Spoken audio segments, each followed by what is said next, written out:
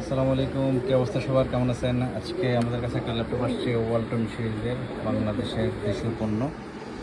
এই প্রোডাক্টটার প্রবলেম হচ্ছে যে কাস্টমার পাঠিয়েছে, কাস্টমার ছিলেন একজন টিচার। এটা স্কুলে, বিভিন্ন গভর্নমেন্ট স্কুলে এই প্রোডাক্টগুলো দিছিল। তোমার এই প্রোডাক্টের কভার পার্টটা ফুল ব্রোকেন হয়ে ভেঙে গেছে।